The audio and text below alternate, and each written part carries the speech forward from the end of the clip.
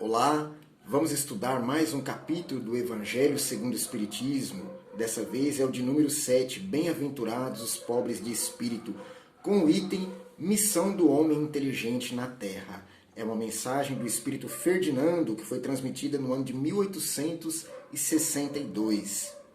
Ele diz assim: não vos orgulheis do que sabeis, porque esse saber tem limites bem estreitos no mundo em que habitais. Então vejamos. O mundo que habitamos é um mundo de provas e expiações. Ele serve para acolher espíritos ainda rebeldes à lei de Deus, que estão em busca de se ajustar a ela, sofrendo as consequências dos seus atos impensados, e ao mesmo tempo provando as suas novas disposições em seguir os caminhos do bem. Foi o Cristo quem nos preparou esse mundo, com todo o amor, para que pudéssemos avançar nele, contando com os desafios que ele traz e as oportunidades que também ele oferece para que cresçamos. Nesse processo, vamos desenvolvendo o intelecto e a moral. São as duas grandes asas do progresso. O intelecto geralmente vem na frente. Nós podemos constatar isso através dos grandes avanços científicos. E a moral, normalmente, fica um pouco para trás, também facilmente constatável através do panorama de ainda muita miséria e violência que vemos no mundo. Então, o Espírito, quando ele nos diz, não vos orgulheis do que sabeis, ele já nos chama atenção para o fato de que o orgulho é uma das duas grandes chagas que existem no mundo. A outra é o egoísmo. Então, é preciso que nós tomemos consciência do quão somos pequenos ainda diante do que podemos ser. Jesus disse, podereis fazer o que eu faço e ainda mais. Logicamente, no futuro, num estado de consciência mais ampliado, num estado de moralidade mais aperfeiçoada, num estado de sentimentos mais purificados. Vamos nos ajustando à lei de Deus, evoluindo em todos os aspectos, até chegar ao ponto de fazer o que Jesus faz. Até lá, nós somos meros aprendizes do mundo que vivemos, do jeito que ele é agora.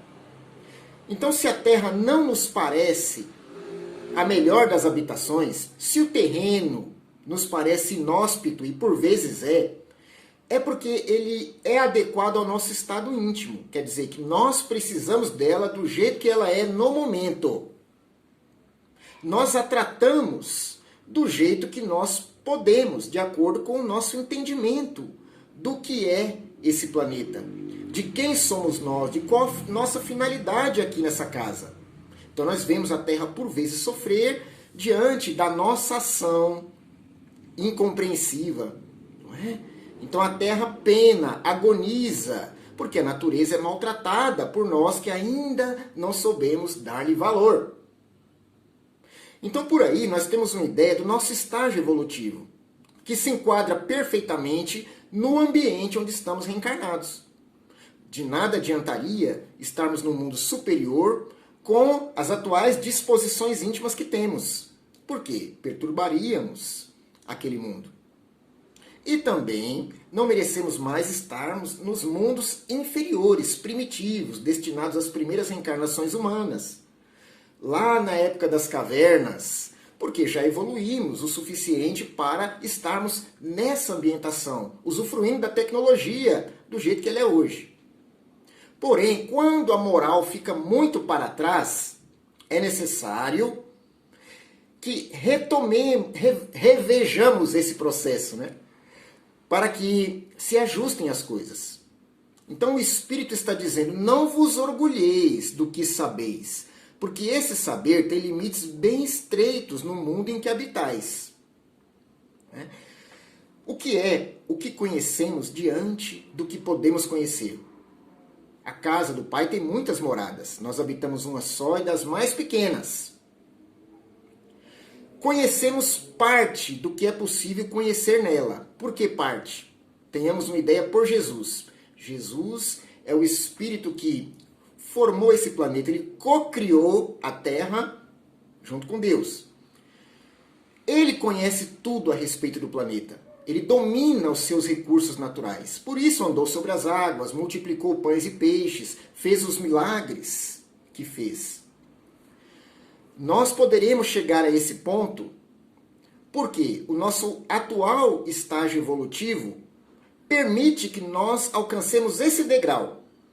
Para além disso, inicia-se uma nova fase que nós não temos acesso no momento. Nós não podemos saber o que vem de evolução depois de Jesus. Então, nosso alvo, nosso objetivo é Ele. Somente Ele conduz ao Pai. Vamos nos esforçar para sermos como Jesus. Ele é o nosso guia, o nosso modelo. Né? Então vejamos quanto conhecimento ainda nos falta para dominar os elementos da Terra, como Jesus domina. Nós conseguimos fazer o que ele fazia? Obviamente não. Então nosso conhecimento, por mais avançado que ele já seja, nos permite até visitar outros planetas através de aparelhos eletrônicos, ele é pouco, quase nada ainda, comparado ao conhecimento que podemos ter desse mundo. A manipulação dos fluidos. Estamos falando, de uma maneira geral, entre encarnados e desencarnados.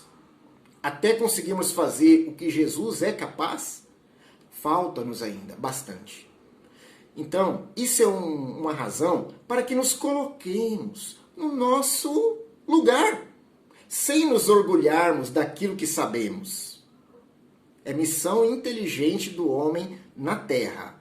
Né? Porque se tivermos orgulho do pouco que já conquistamos em matéria de conhecimento, vamos revelar distanciamento de Deus. Porque o que aproxima do Pai é o sentimento de humildade.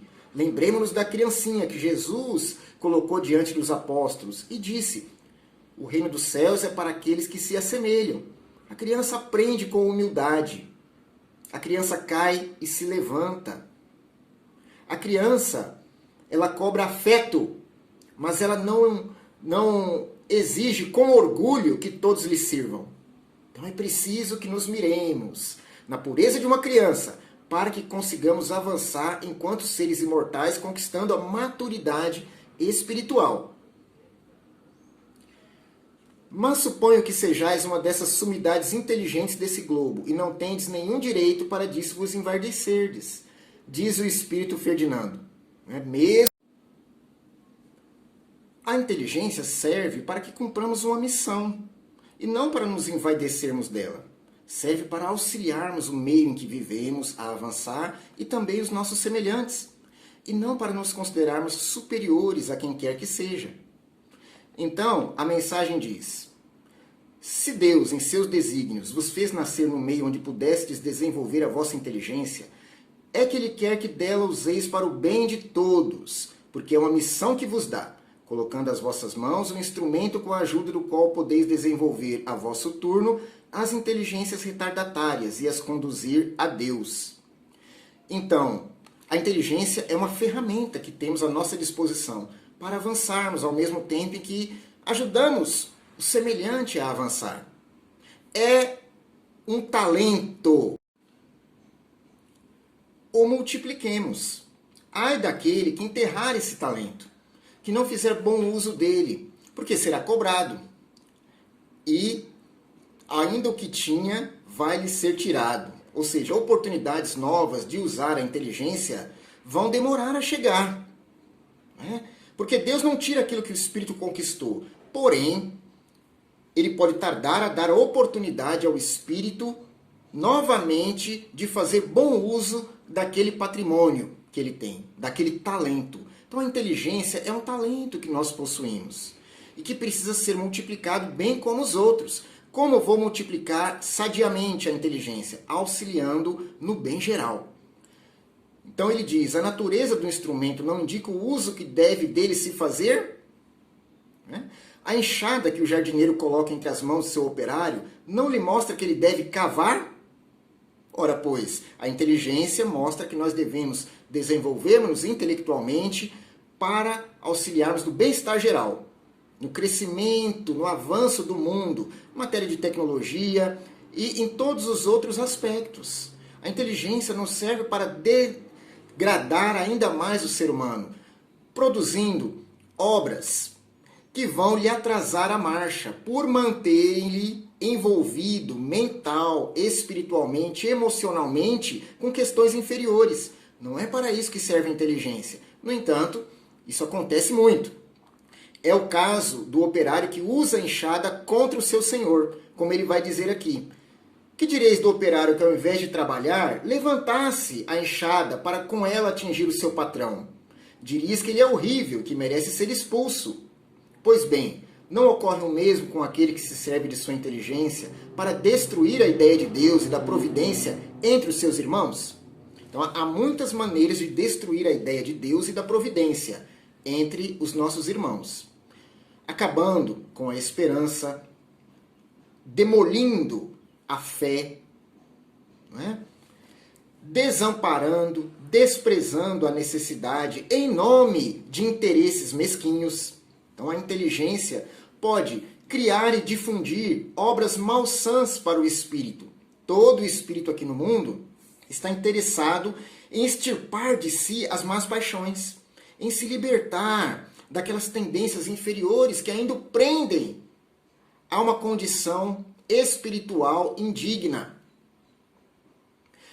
E certas obras fazem com que o espírito mantenha-se ligado a essa tendência inferior, a essa condição animalizada que traz de há muitos séculos.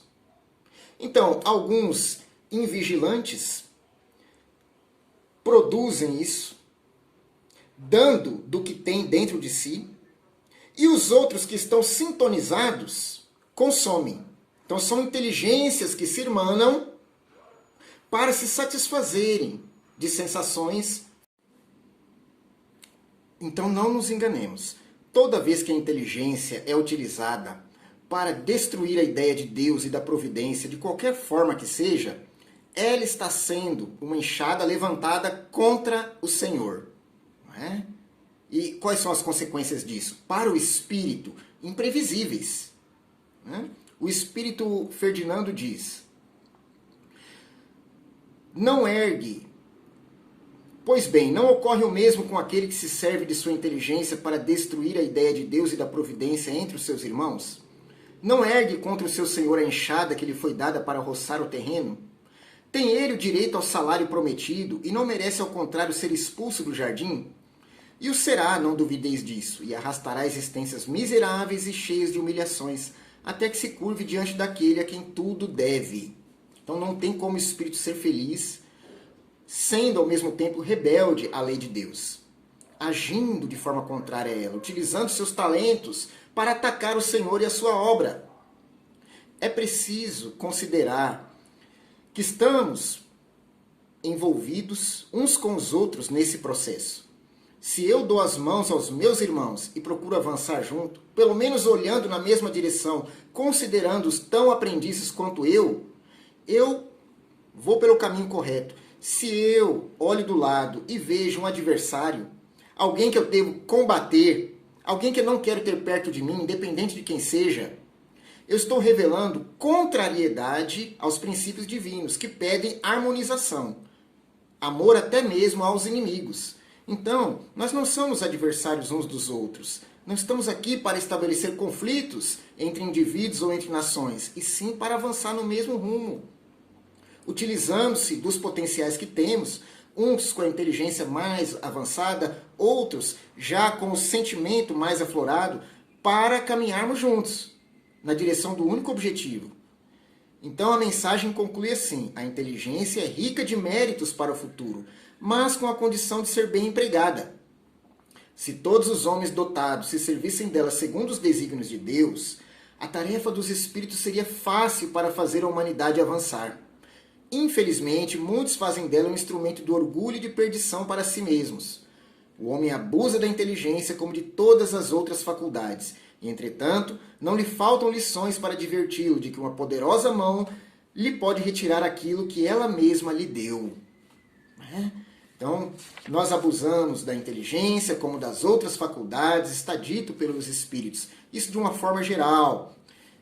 E é preciso que aprendamos a utilizar esses talentos com acerto, para que a nossa evolução se dê com efetividade. Nós temos tudo para crescer.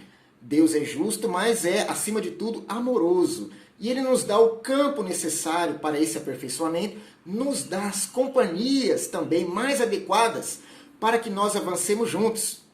Jesus contou com os seus apóstolos, Ele não andou só. Nós temos aqueles que também divergem de nós, mas são nossos companheiros de jornada, merecendo toda a consideração, todo o apreço que nós possamos ter por eles. E fazendo uso dos nossos talentos juntos, vamos chegar lá também juntos. Uns dando as mãos aos outros. Porque não nos enganemos.